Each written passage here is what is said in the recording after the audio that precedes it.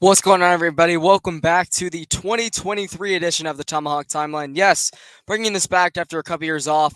Didn't have the resources that I quite wanted to be able to make this show work, but we're back this time around thanks to the Hardcore Sports Network and a bunch of other affiliations on YouTube. I'm happy to bring this show back to you guys, and I thought no better time to start it than after the first series, which of course the Braves did get a big series win to start the year. It's been a long time since the Braves have started off on that foot, and we'll get more into it as we continue this show. So yeah, the Braves currently off their opening series at the nation's capital, coming off a series win over their division rival, Washington Nationals, which, granted, the Braves definitely needed to take care of. The Braves have always been notoriously slow starters. That's just how they are as a franchise. And the gauntlet that they faced in the month of April, schedule-wise, it was good to get the series win onto the books, but let's not waste any time. We'll get into it, jump into our three games that have already been played out of 162, and that started off with opening day. And in that contest, the Braves were able to get a big 7-2 victory behind Travis d'Arnaud's 4 of 5 day with many RBI opportunities through in the ninth with a big 2-run double to give the Braves some insurance, and they went on to win that one by a final score again of 7-2. Another good takeaway to take away from that game is, going into that afternoon, right at the contract extension deadline until the summer months when you're allowed to do so again, Alex Anthopoulos lands yet another golden extension of Orlando Arcia. Not that he's going to be the shortstop full-time throughout the length of this contract, but just another great depth piece. And for the value, 3 years, $7.4 million was really nice to see, and came through with the first RBI of the 2023 Braves season, singling out a ball into right field, which would go on to score Michael Harris, and the Braves would never give away the lead. Austin Riley in that contest had 3 at-bats in the first 4 innings, all walking, so I think he was loving, not having to cover second base in the shift that often, but also saying, hey, an easy easy day one of the season. So good to see that from Austin Riley's case. Bottom of the second, there was a little bit of issues. You could tell it was an opening day game. The Sun Field was really playing tricks with some of the Gold Glovers that the Braves have. A very good defense that we've had for many years since Ron Washington's got back to Atlanta. It's always a thing that the Braves think highly of, and they are a team that doesn't like to make errors because Ron and Eli definitely give the players an earful. But on this play alone, there was a sacrifice opportunity that came around to score off a throwing error where Michael Harris had a bullet skip off the very right side of the mound. You don't see physics working like that very often, but it would go on to make it a 3-1 ball game. I'm pretty sure that same inning alone, Arcia and Ozzy had a miscommunication, letting a blooper drop behind them and between them and Harris in no man's land. A ball that I think will get caught in the next coming weeks. But the Braves would limit the damage there. Going into the middle innings, there was a double play by the new man, the 6-year, $73 million contract extension, Sean Murphy. So he is unfortunately not able to get his first RBI of the season, but he would not get another run. Atlanta would lead 4-1 for a couple innings before the 31-year-old, now sophomore season, for Joey Meneses singled in Victor Robles on a line drive, and that was all the Nationals saw out of the scorebook. Of course, Travis d'Arnaud with the big 2-run double, as we spoke of earlier, and Arcia getting him in via a sacrifice fly and a throwing error, who had a terrible day. CJ Abrams will get into his performance here in a minute. A player who I really like as a Blessed Trinity alum, Georgia native. I'm rooting for that kid. We'll talk about him in a couple of minutes. Had a very rough day, made his third error, which would allow Travis to score from third. You see him walking home very swiftly. A lot of running on opening day for Travis d'Arnaud. But the final score of that ball game, of course, was 7-2 with a Braves victory. The first time they'd won on opening day since 2018. And granted, a lot of things have changed in the Braves organization since 2018. Kelsey Wingert was the sideline reporter. They were playing on Fox Sports South and not Bally. Ronald Acuna Jr. was at the time a prospect. Truist Park was then called SunTrust, and Nick Markakis was the hero of the afternoon. So quite a lot has happened in that time since then. I think Julio Teheran was the opening day starter on that game. So it was good to see the Braves finally get off of that, I guess, curse you could say, and get an opening day dub. They out-hit the Nationals by a final of 12-8. There were no home runs in that ballgame. We'll talk about that when we get to the second of the 3 matchups. The Atlanta had 2 stolen bases to Washington's none. No one was really trying to test Sean Murphy on day 1 of the season, which I completely understand. 5 errors between the 2 clubs. So yeah, you could definitely tell it was an opening day contest in that result.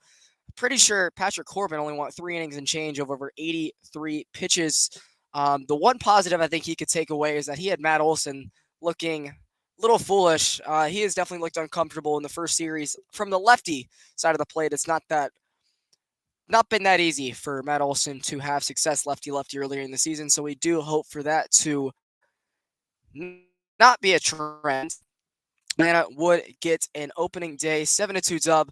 The only negative headline to come out of this game was Max Fried was pitching a gem. It was the bottom of the fourth inning in a cold day in DC. After playing 6 weeks and change in the Florida sunshine, there might have been a little bit of tightness on a very average ground ball. Max Fried was covering the mound on a chopper hit to Matt Olson for the out. And again, he was pitching a gem, was getting guys ahead early, was getting the strikeouts. A guy who's not normally a strikeout pitcher, was very low in the pitch count, so had the opportunity to go 7 or 8 innings at the pace he was working at.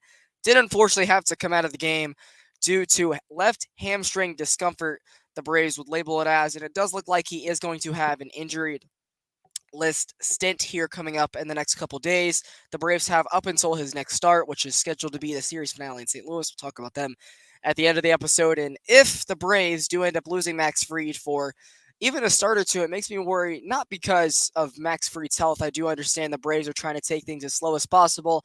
They are not wanting to take any chances of any nagging injuries, any length of time that he could be missing. But the point I'd be worried about is you're already down Soroka, of course, still. You're still down Kyle Wright for a chunk of the month of April. No reason to rush him back either.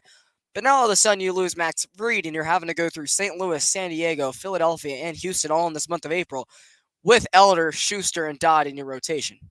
Could those guys be good in the future? Yes, but we don't know what they are exactly are able to do as at this point in time. And as a team who's trying to avoid yet another slow start, I think that might be an issue that comes to arise later this month. We'll just have to wait and see how those guys do. Hopefully they prove me wrong.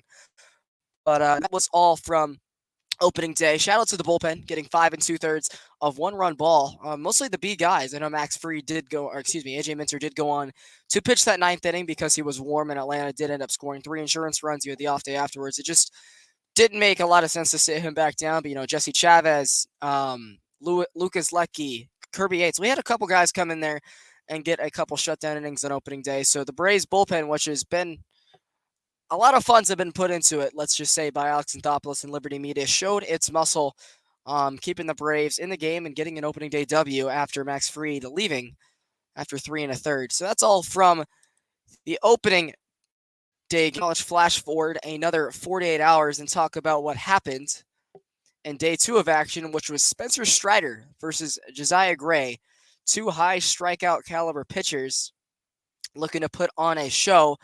It would actually be another W for the Braves here early in the season. First time the Atlanta Braves had started 2-0 since the 2015 season. And if you guys remember, that was the beginning of the end. Regarding that window, the Braves would sell off that summer, which would ultimately set up the super team that we have built as of now. But it was a very lightning start for Atlanta in this ball game. Josiah Gray was not quite ready to pitch to the Atlanta Braves juggernaut lineup with Ronald Acuna Jr. and Matt Olson going back-to-back and 4 pitches to give Atlanta a 2-0 lead, and that was all Atlanta needed ultimately with a 7-1 final score. Trying to get my MLB.com to finally pull up the box like I was looking at in the first original game, so here it finally is. So sorry about the delay. But yeah, Spencer Strider absolutely shoved. I believe it was 8 or 9 strikeouts over 6 scoreless. Had a couple walks in the third inning, but was able to get out of a jam, courtesy of a can of corn. Hit to the Rookie of the Year, Michael Harris II.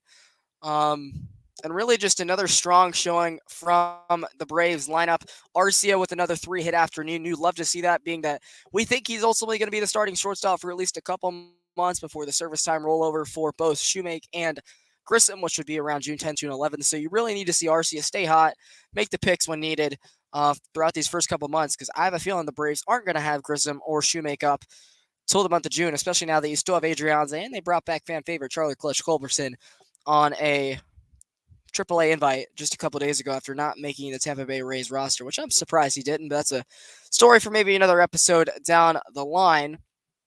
Again, looking at the scoring summary here, Atlanta would have back-to-back homers, start the ball game. Azuna with his first home run, his second at-bat in the DH slot this year would end up being a moonshot into the left center field terrace, 430 feet, exit velo of 109 off the bat, would give Atlanta a 5-0 lead in the fourth inning. Of course, they had a couple slap singles in between the two homers.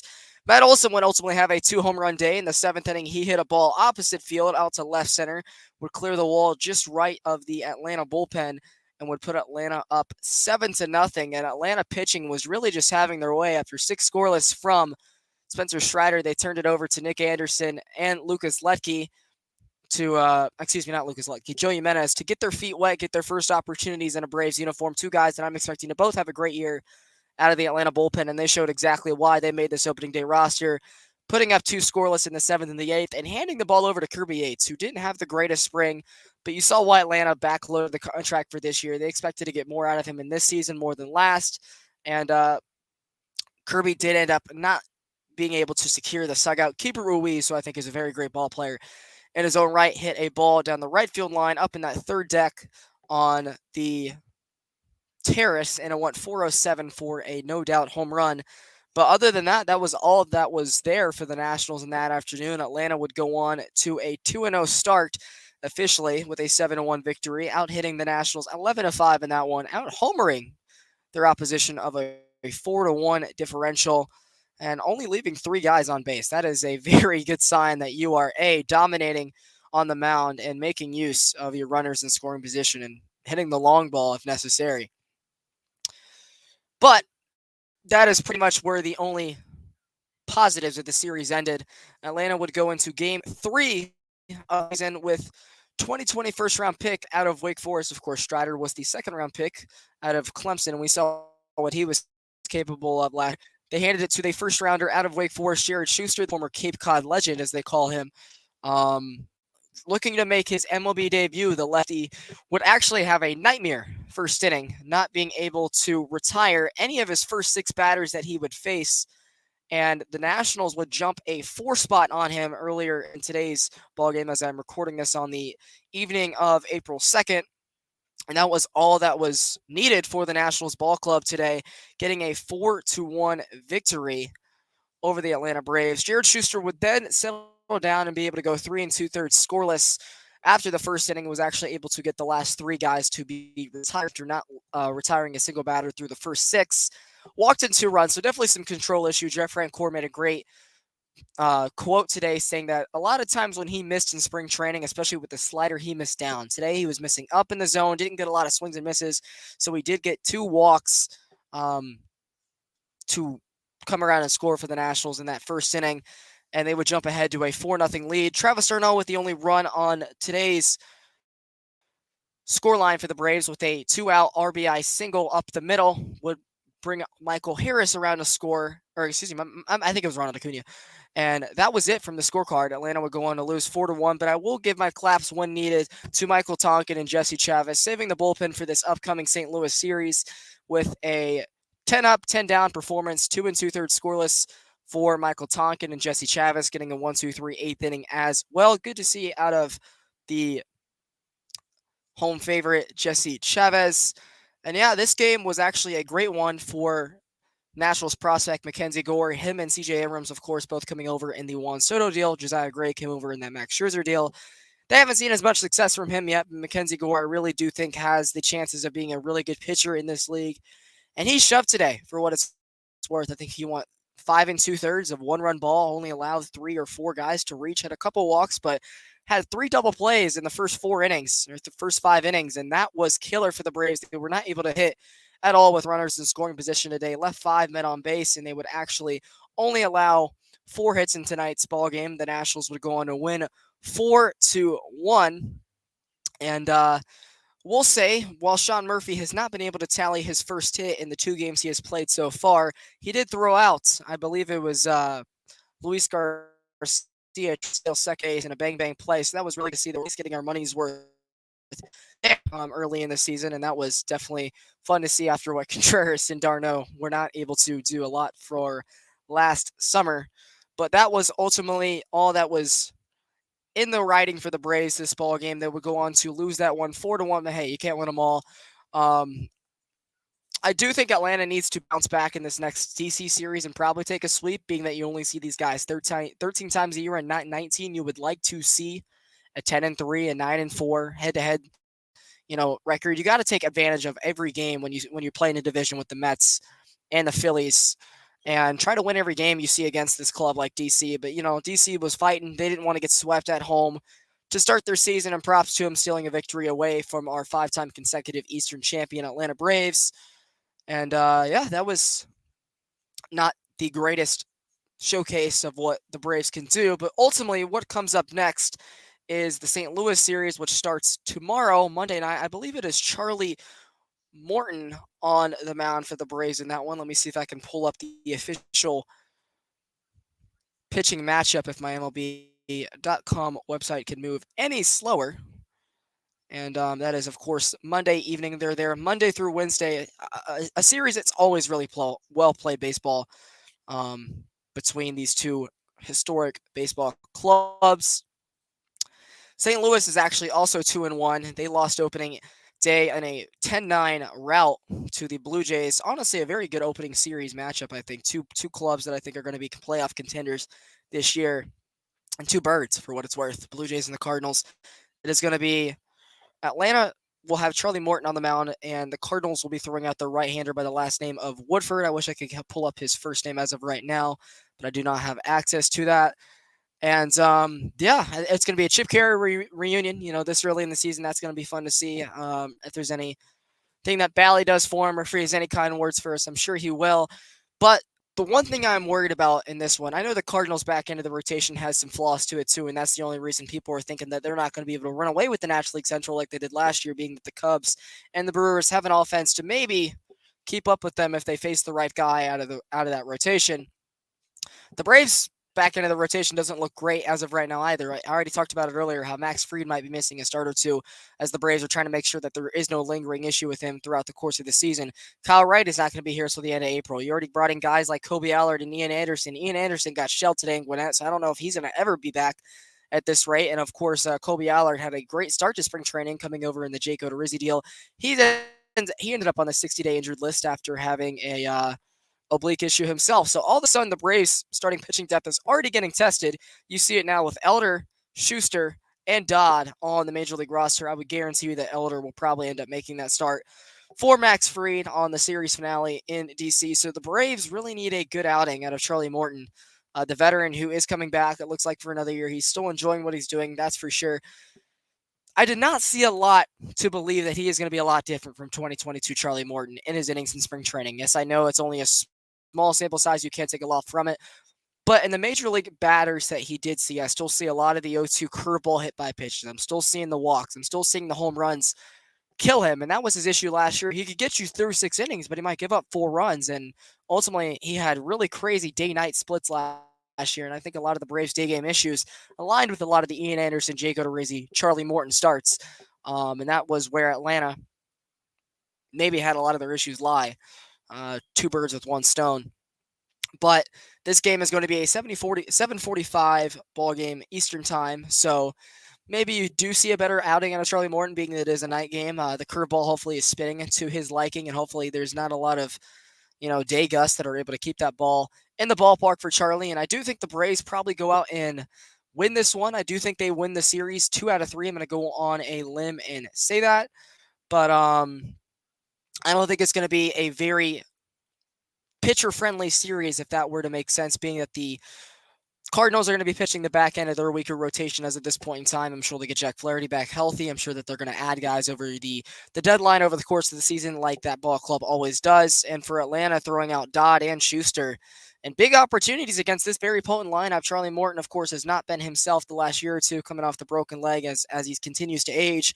I think this is going to be a very fun series for the fans that love the home runs, the fans that love the doubles, the fans that just love offense in general.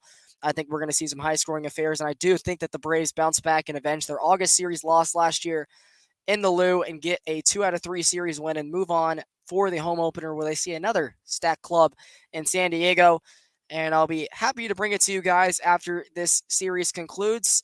So, yeah, I'm hoping the Braves come out, punch the Cardinals in the throat like they did last year in their 7 head-to-head matchups, and we secure a second straight series win. But it's going to start with a Charlie Morton victory. Otherwise, it's going to be tough coming back and having to win 2 behind Bryce Elder and Dylan Dodd. But the Cardinals are a very good team. I could see them also being a World Series candidate, just like we have been the last couple of years, behind Nolan Arenado, behind Paul Goldschmidt, behind Wilson Contreras. I like the young guys in that club. Nolan Gorman, Tommy Edman, of course, is coming into a star in his own right. Brendan Donovan was a dog last year, finished third in the Rookie of the Year voting behind Michael Harris and Spencer Strider.